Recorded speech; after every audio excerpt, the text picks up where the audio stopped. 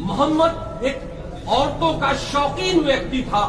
یہ دشمنان اسلام کہتے ہیں کہ یہ ہوس پرستی تھی، نفسانی خواہشات کا غلبہ تھا، نعوذ باللہ. حضرات، اس سلسلے میں دشمنوں نے جو بھی کہا، جتنا بھی کہا، سب کا ایک ہی جواب ہے، اور وہ جواب ام المومنین خدیجہ رضی اللہ عنہا سے آپ کا جو نکاح ہوا، بس اس پہ غور کر لیجئے. پیارے نبی کی پاک دامنی، آپ کا اعلیٰ کردار، آپ کے اعلیٰ اخلاق اور آپ کی باطن کی صفائی واضح ہو جائے گی. وہ کیسے؟ آپ کو معلوم ہے مائی خدیجہ رضی اللہ عنہا جو آپ کی پہلی بیوی تھی نبی کریم صلی اللہ علیہ وسلم کی، ہم سب جانتے ہیں خدیجہ رضی اللہ عنہا بیوہ تھی آپ صلی اللہ علیہ وسلم کی جبکہ پہلی شادی. جو پیغمبر، جو رسول اپنی پہلی نکاح، پہلی شادی کے لیے ایک بیوہ عورت کا انتخاب کرے، ایسے پیغمبر کو نعوذ باللہ شہوت پرستی کا الزام دینا کتنا بڑا انصاف کا خون ہے. اور دوسری بات ہم سب جانتے ہیں، خدیجہ رضی اللہ عنہ ایک تو بیوہ تھی، دوسرا مسئلہ یہ ہم سب جانتے ہیں کہ عمر میں بھی کافی فرق تھا.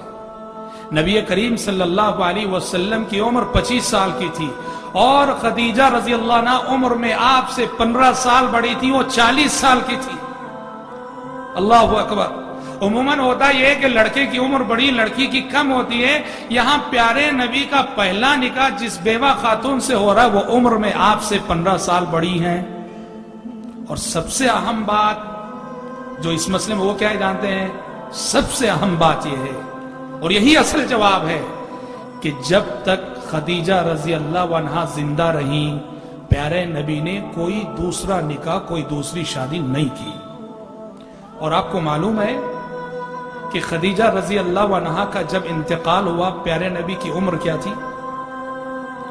نکاح ہوا تو پیارے نبی 25 سال کے تھے اور خدیجہ رضی اللہ عنہا کا جب انتقال ہوا تو پیارے نبی کی عمر تھی 53 سال، 50 پر 3 سال.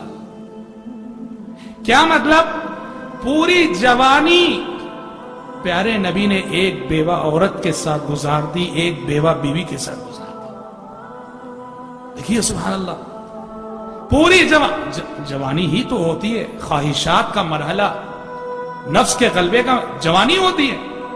جو پیغمبر اپنی پوری جوانی ایک بیوہ عورت سے نکاح کر کے گزار دے، اس پیغمبر کو نعوذ باللہ شہوت پرستی کا الزام دینا یہ انصاف کا کتنا بڑا خون نہیں ہے؟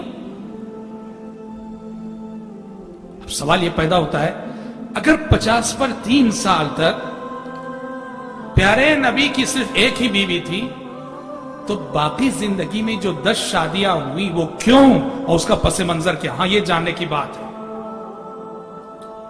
یاد رکھیے، باقیہ جو 10 شادیاں ہوئی آپ صلی اللہ علیہ وسلم کی، بڑے پاکیزہ مقاصد کے لیے، بڑے اعلیٰ مقاصد کے لیے، جس سے آپ صلی اللہ علیہ وسلم کے کریمانہ اخلاق معلوم ہوتے ہیں. 3 یا 4 اہم مقاصد ہیں. 53 سال کے بعد جو آپ نے نکاح کیے، شادیاں کی، ان کے پیچھے بہت ہی عظیم مقاصد تھے. مجھے یاد پڑتا ہے سعودی عرب میں جامعہ اسلامیہ مدینہ منورہ میں جب میں پڑھ رہا تھا، ایک کتاب میں نے پڑھی تھی جو وزارت الشؤون الاسلامیہ سے چھپی تھی. اس کتاب میں ایک ڈیبیٹ ہوا تھا، ڈیبیٹ کی تفصیلات تھی، مناظرہ ہوا تھا مسلمانوں اور کرسچنوں کے درمیان، اور ڈیبیٹ کا ٹاپک یہی تھا پیارے نبی کی 11 شادیاں. اور اس ڈیبیٹ اور اس مناظرے کا رزلٹ یہ نکلا تھا کہ ڈیبیٹ اور مناظرے کے بعد جو کرسچن مناظر تھے وہ مسلمان ہو گئے تھے، پیارے نبی کے اعلیٰ اخلاق کے قائل ہو گئے تھے.